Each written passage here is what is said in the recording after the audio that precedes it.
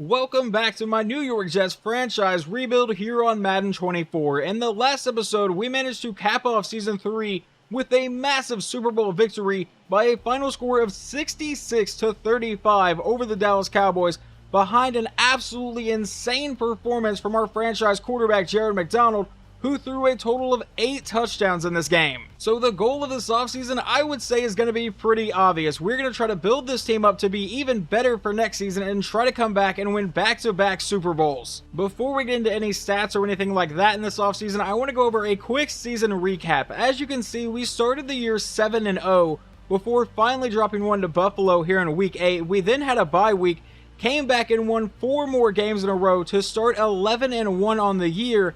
But then unfortunately we lost 4 straight games in a row, which ultimately ended up costing us the #1 seed in the playoffs.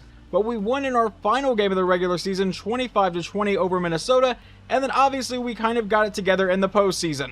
In his rookie season, quarterback Jared McDonald went for 35 touchdowns and 4 interceptions. This year he came back with 29 touchdowns, so he took a step back there. A few less yards, only 22 less yards, the same amount of interceptions, but that completion percentage went from a 66% up to a 71%, so I would say it was a pretty solid improvement. And then we have running back Breece Hall, who got his second 1,900-yard season in a row. He did take a small step back in touchdowns, going from 19 only down to 14, but still an incredible year from him. And then some other rushing stats in case you were curious on that. Jared McDonald goes for 493 yards and 4 touchdowns. Alvin Kamara gets 7 touchdowns on the ground. Quez Watkins only got 11 carries on the year. I don't know if he's going to be coming back next season. But then our fullback Moses Herron only got 5 carries but managed to find the end zone twice. One of the other guys I want to highlight on this team is tight end Brock Bowers, who just had the best year of his career. Now his rookie season he did catch 10 touchdowns, and then his second year we kind of took a step back there, only catching 4.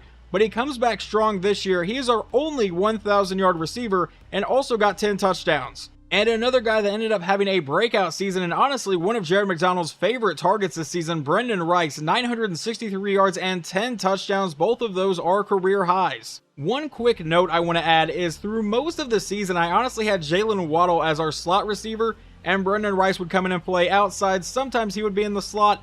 Near the end of the season, I decided to switch it back to Rice being in the slot and Waddle being outside. And obviously that was the correct decision. We had a much better passing game in the playoffs. I'll go over that here in just a minute. But Waddle only came away with 1 touchdown this year. So obviously next season he's going to be looking to rebound from that. And Garrett Wilson only came away with 3. But along with those guys, Kyle Boykin, our rookie receiver, came away with 1. Breece Hall got a receiving touchdown. Josh Oliver got 1. And Quez Watkins even caught 1. Along with Donald Parham Jr. This is not going to be much of a shock to anyone who followed most of the season. Damian Bryant leads the team in tackles with 138. He was all over the field this year. But George McLeod, our rookie safety, is second on the team. And in terms of sacks, that's going to go to rookie Dexter Atkins, who came away with 10.5. So between him and Quinnen Williams, the interior of our defensive line is absolutely dominant. Then we have Lucas Van Ness, who I traded for at the start of the season. He came away with 9 sacks this year. Jermaine Johnson got 6. CJ Mosley got 1. And then Brian Walker and Obo Okoronkwo both shared 1. I do want to bring this up and look at Damian Bryant's rookie season, where he had 121 tackles. So he got more tackles this season. But I guess we did not send him after the quarterback near as much. He got no sacks this year. Did come away with 2 interceptions though. And it might be because of the playbook I'm running, which is the Browns defensive playbook, but Danny Campbell, one of our better outside linebackers, really did not see the field all that much this season. Only 339 snaps, along with Brian Walker, who got 408. These guys are both younger guys that really should be getting more playing time than CJ Mosley, but Mosley seemed to be on the field quite a bit this year. May have to change around the depth chart next season. Yeah, he had 839 snaps. He obviously came up big in a few plays, but, you know, I really would like to get the younger guys out there. But now let's see who led this team in interceptions. That is going to be rookie safety George McLeod, who came away with 4. Sauce Gardner got 3. Damian Bryant, we already saw, got 2. And then Kyron Moody, Malik Hooker, CJ Mosley, Danny Campbell, and JC Jackson all came away with 1. Jake Elliott has been our kicker the last couple seasons. I found him in free agency, I believe after the offseason video one time. Last season, he didn't miss a single extra point. This year, he actually missed 3 of them. 2 of them were blocks. He just straight up apparently missed 1 of them, and he was a little bit lower in field goal percentage. I don't really know what his contract situation is off the top of my head, I guess we'll look in free agency to see if there's anyone with better ratings, but as of right now, we're probably keeping Jake Elliott. One thing I do want to cover though real fast before we move too much farther is how much better this offense got late in the season thanks to quarterback Jared McDonald and the receivers. As you saw a few moments ago, McDonald ended the regular season with 29 touchdowns, 4 interceptions, 3,900 yards, about 230 yards per game through the air, and a 71.6% completion percentage. Well, in the playoffs, he definitely stepped up his game. He got 17 touchdowns in only those 4 games, obviously 8 of them in the Super Bowl, which is still just insane. He did have 3 interceptions, so threw more picks on like a per pass basis, but he did have 1,400 yards, which goes to 366.3 yards per game and a 77.3% completion percentage. This guy went to another level when we needed him to.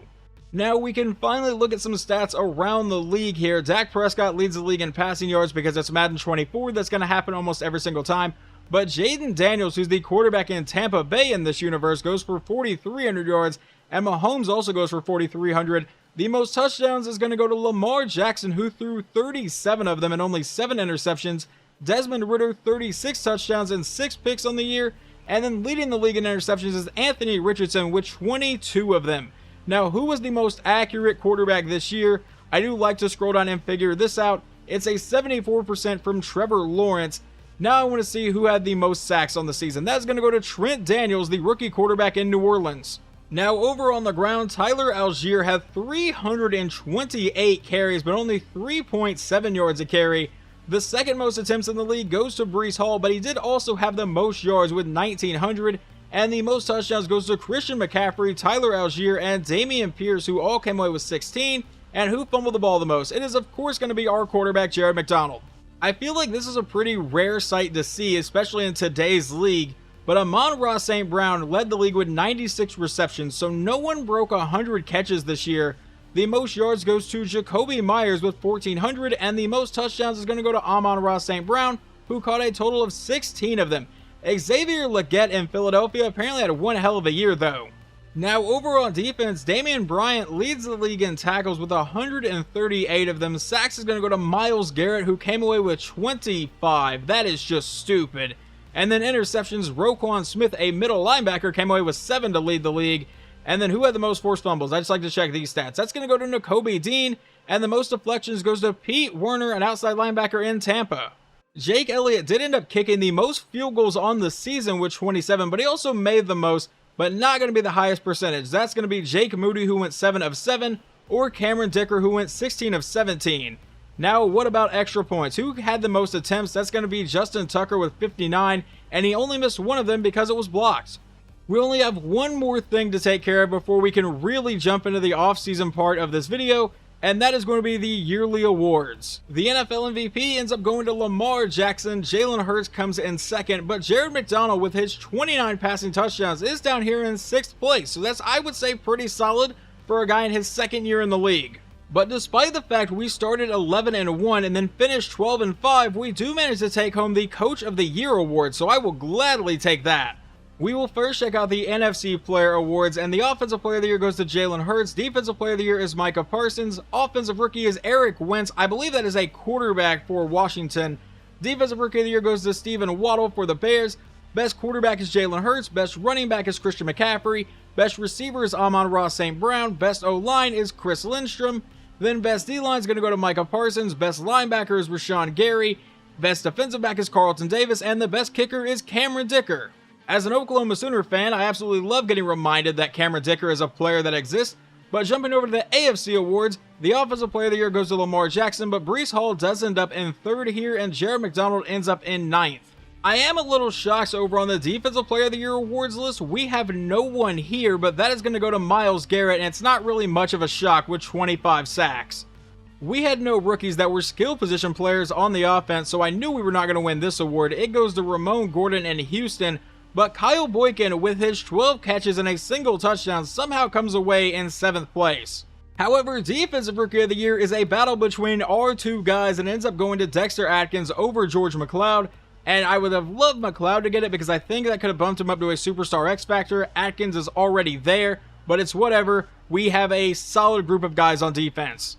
Lamar Jackson has taken home a lot of hardware this year as he gets the Best Quarterback award, but Jared McDonald does come in third place for that.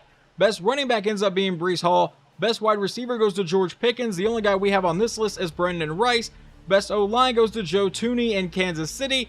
And we have a couple guys down here in Trey Smith and Rasheed Walker. Now, there is not a Best Tight End award, which is kind of lame because I would assume that would go to Brock Bowers this year. But moving on, Best D-line does go to Myles Garrett, and once again, not much of a shock on that one, but we do get both Quinnen Williams and Dexter Atkins, both of our defensive tackles on this list, which I absolutely love to see. Best linebacker goes to TJ Watt, and Damian Bryant can't even make this list despite leading the league in tackles. Awesome. Alright, best defensive back goes to PS2 over in Denver. George McLeod does end up in second place on this list as a rookie. That kind of has me excited for him. And best kicker goes to Jake Moody, who went, I believe, 7 of 7. One thing that will continue to confuse me about the way EA sets up franchise mode is on one screen the awards lists are split into AFC and NFC, but then on this screen they are just combined into one, which is a little bit weird. But either way, here is your season recap. You can see we win the Super Bowl in a blowout despite the fact they scored 35 points, and there are all of your yearly awards on the side. We actually have a few retirements going into the offseason, nothing completely major though. Both of our backup quarterbacks in Matthew Stafford and Derek Carr have both decided to retire after getting a ring. Well, Stafford already had a ring, but now Derek Carr has a ring, and CJ Mosley is also going to retire, so we will need a new backup middle linebacker. But like I said earlier, the depth chart I'm probably going to have to change around to try to get those other guys on the field a bit more. Now, for everyone else that has retired, Darius Slay has apparently retired as a member of the Texans. Jadeveon Clowney has retired. Tyron Smith has retired. Aaron Donald has finally retired in this universe. Obviously, in real life, he's already retired. Matthew Judon has retired. Tyler Lockett and Devontae Adams. So the Raiders just lost both of their number 1 and number 2 receiver.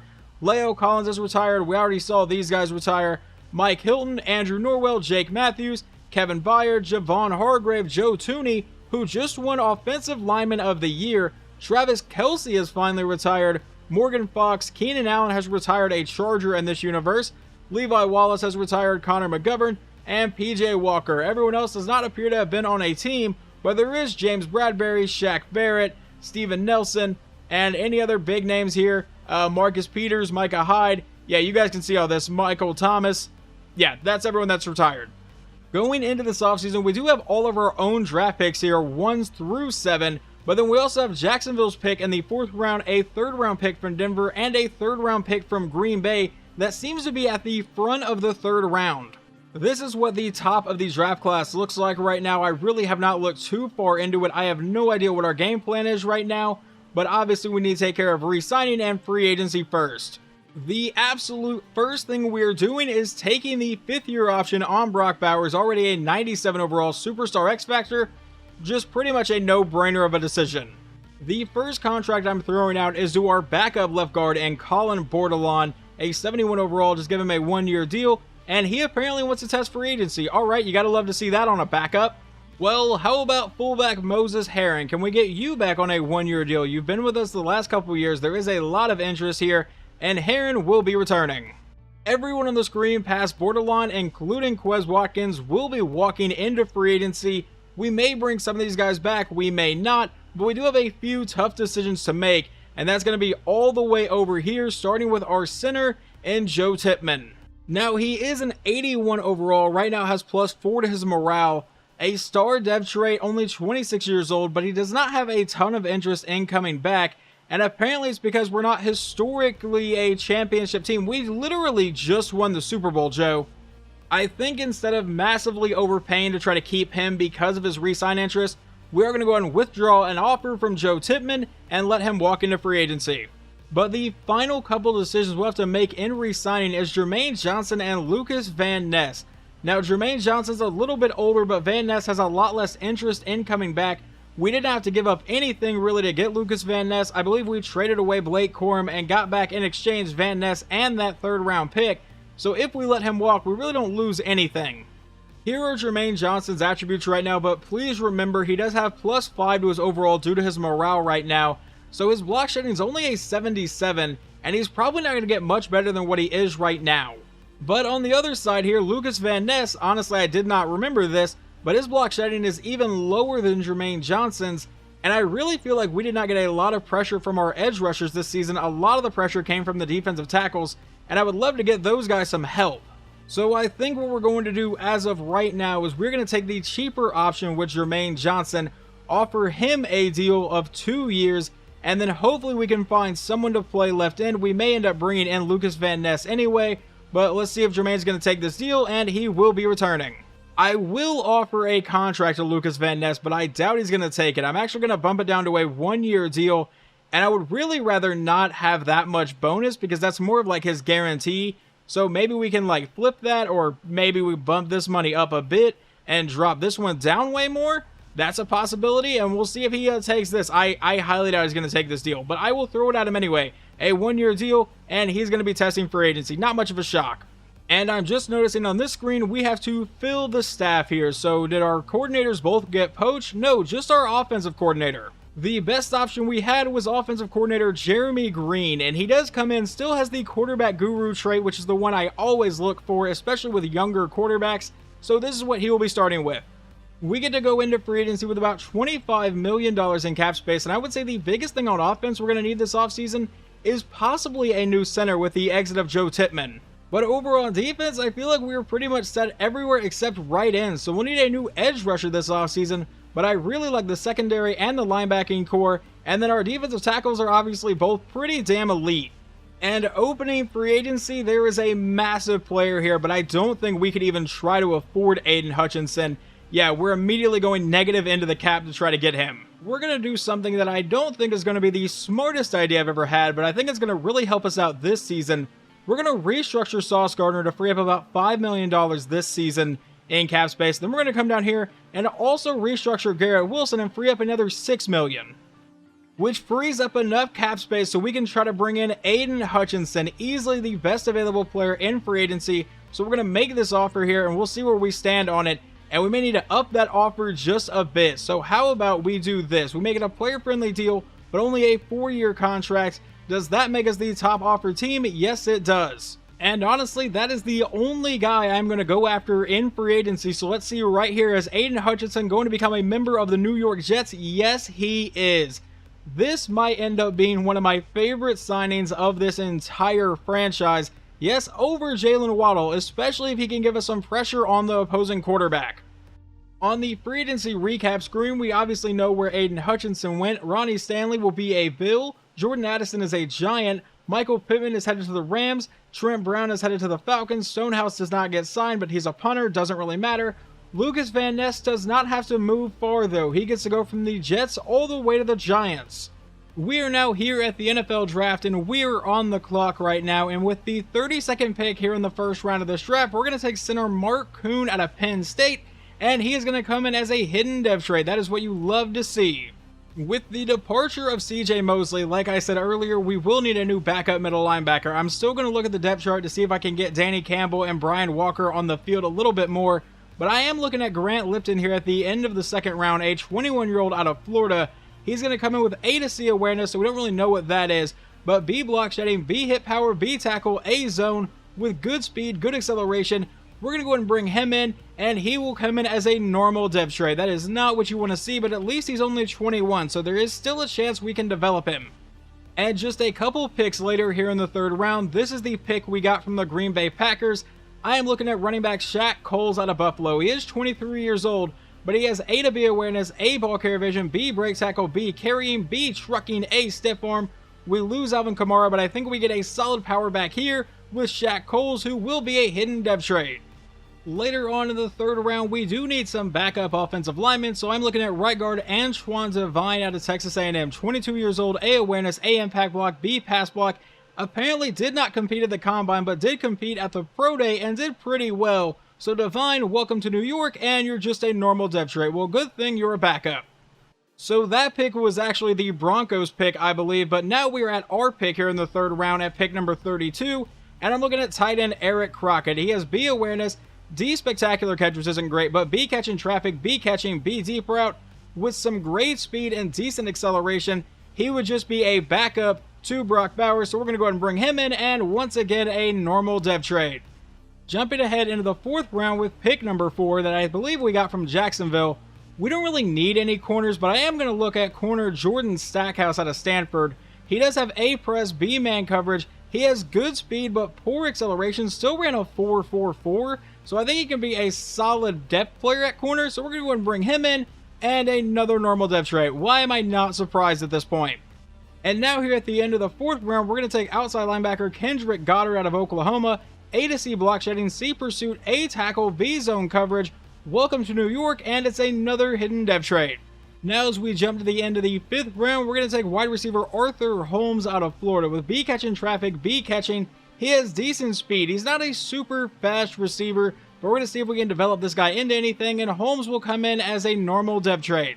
Alright, we're now here at the end of the 6th round, and I'm looking at outside linebacker Glenn Knight. And I've done stuff like this before where I took an outside linebacker and tried to move him over to defensive end. I think I'm going to try it again with this guy. He's got A impact block. I don't know really what that translates to on defense, but does have B power move, C pursuit, A to C play rec, B to D tackle. He's not the fastest guy in the world, but I don't expect this guy to have to play a whole lot here at the start. So Glenn Knight, you will be a New York Jet with a normal depth trait. Once again, not really shocked. And finally, we own the last pick in the draft, and Mr. Irrelevant is going to be fullback Deacon Winston out of Arkansas. So he will be coming in and competing with Moses Heron for that fullback job. So let's go ahead and bring him in, and he will actually be a hidden depth trait. Alright, I do like to see that at least. Well, to be completely honest, I don't feel like this draft was near as bad as I thought it was going to be at the start. Winston is a 72 overall fullback. Stackhouse is a 72 overall corner. We got a 73 overall guard in Divine, a 72 overall running back in Shaq Coles, a 74 overall middle linebacker in Grant Lipton, and then our new starting center is a 75 overall.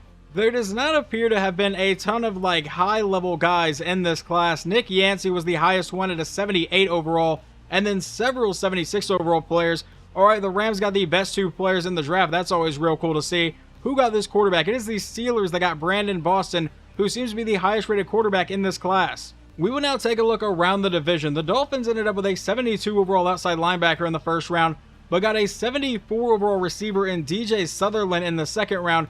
They also got a 71 overall receiver in Ladarius Thomas in the 6th round, so we'll have to play most likely both of those guys. The Bills take running back Michael Gatewood, who comes in as a 74 overall with 94 speed. They also got a 73 overall middle linebacker in Joshua Taylor. He was one of the other linebackers I was considering before the draft. They also got a 73 overall defensive tackle in Andrew Bryant and a 70 overall outside linebacker in Greg Killings. And then last but most certainly not least, the Patriots take a 73 overall right tackle, a 76 overall safety, a 66 overall quarterback for some reason. They do have Caleb Williams in this universe. A 73 overall receiver in Joey Graham. He was another one I was kind of considering for a 4th wide receiver, but it ended up not falling that way. One of the last things I want to take a look at is outside linebacker Glenn Knight. He is currently a 62 overall power rusher. Let's see what happens if we move him over to defensive end, and hopefully that boosts his rating just a bit.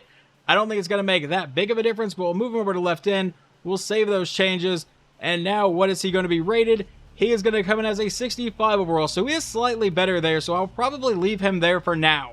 But that is going to wrap up this offseason of my New York Jets franchise rebuild. Hopefully you guys enjoyed it. The draft didn't go quite as well as I would like it to, but I feel like we still got some solid players, and I still feel like we're going to be a really good team in the next season.